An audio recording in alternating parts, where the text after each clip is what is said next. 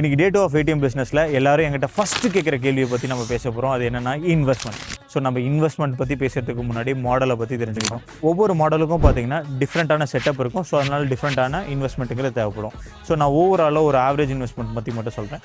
Minimum ஒரு 4,20,000 5 lakh rupeesங்கிறது உங்களுக்கு investment தேவைப்படும். அதில் 3 lakhsங்கிறது கண்டிப்பாக லோடிங் அமௌண்ட்டுக்காக மட்டுமே யூஸ் பண்ணுவீங்க. ஸோ இதில் வந்து எக்ஸிட் வேல்யூ பற்றி யாருமே பேசுகிறதில்ல. ஸோ எந்த ஒரு பிஸ்னஸ்லையும் எக்ஸிட் வேல்யூ பற்றி நிறைய பேர் யோசிக்கிறது கிடையாது. ஸோ இந்த பிஸ்னஸை பொறுத்தவரை 80% எக்ஸிட் வேல்யூ உங்களுக்கு கிடைக்கும். எக்ஸிட் வேல்யூ அப்படின்னா நாளைக்கு இந்த பிஸ்னஸை விட்டு வெளியே போகிறீங்க அப்படின்னா உங்களுக்கு நீங்கள் இன்வெஸ்ட் பண்ண அமௌண்ட்லேருந்து 80%ங்கிறது 100% உங்களுக்கு ரிட்டர்ன் வந்துடும். சில மாடலில் இது கொஞ்சம் வேரி ஆகலாம். நீங்கள் எக்ஸிட் வேல்யூ பற்றி இன்னும் அதிகமாக தெரிஞ்சுக்கணும் அப்படின்னு நினச்சிங்கன்னா கமெண்ட் செக்ஷனில் எக்ஸிட்னு கமெண்ட் பண்ணுங்கள். ஒவ்வொரு பிஸ்னஸ்க்கான எக்ஸிட் வேல்யூக்கான ஃபார்முலாவை நான் ஒரு PDF ரெடி பண்ணியிருக்கேன். அதை நான் உங்களுக்கு ஷேர் பண்ணுறேன். மறக்காமல் ஃபாலோ பண்ணிக்கோங்க.